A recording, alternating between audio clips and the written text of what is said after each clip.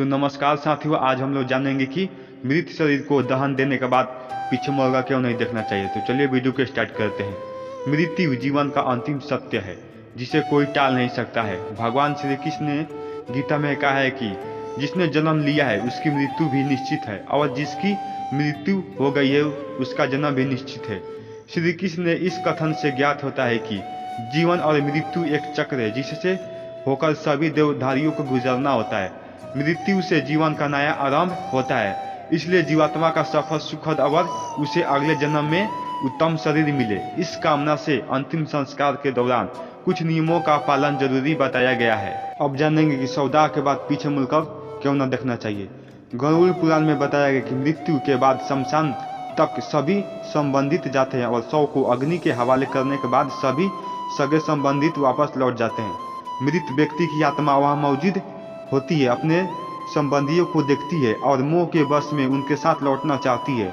इसलिए कहते हैं कि शवदाह के बाद पीछा मुड़कर क्यों न देखना चाहिए। इससे व्यक्ति की आत्मा को मोह बंधन से निकलने में आसानी होता है और उसे आग का सफर आरंभ करना होता है। ऐसा भी बताया गया है कि मरने से पहले इन 10 वस्तुओं का दान करना अनिवार्य होता है। इस सफर में व्यक्ति के कर्म और पुण्य ही उसके साथ जाते हैं। इसलिए मृत्यु के करीब आने पर व्यक्ति को 10 चीजों का दान स्वयं कर देना चाहिए।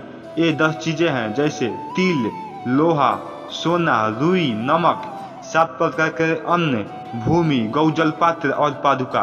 कहा गया है कि इनके दान से यज्ञमार्ग में जाते हुए आत्मा को कष्ट का सामना नहीं करना पड़ता है। इसके पश्चात ब्रह्मचारियों को नहीं करना चाहिए ऐसा।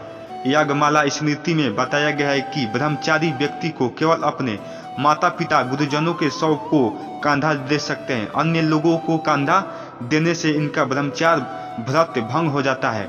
शव दाह के पहले शव को पवित्र जल से स्नान कराना चाहिए। अगर तीर्थ स्थल में अंतिम संस्कार नहीं हो रहा हो तो नहाने के जल में गंगा जल मिलाकर शव को स्नान कराना चाहिए।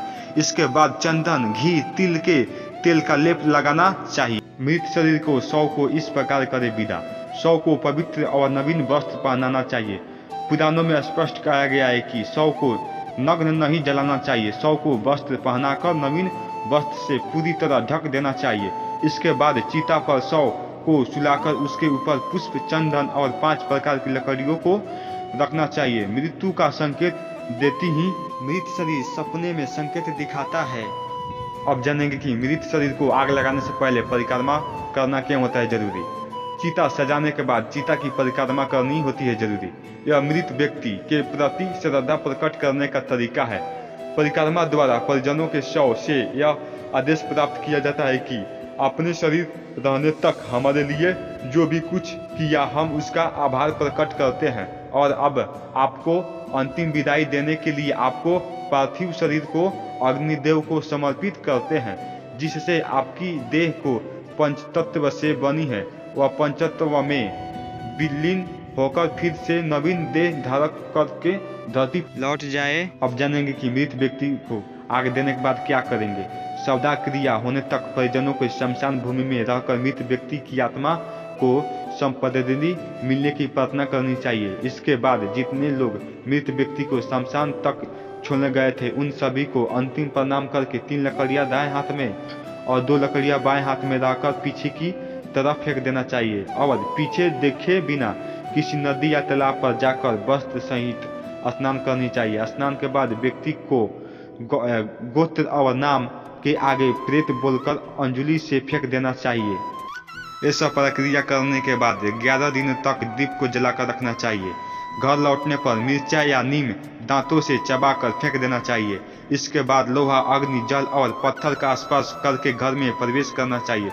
मृत्यु व्यक्ति के नाम से कम 11 दिनों तक एक दीप हर घर शाम में जलाकर रख देना चाहिए।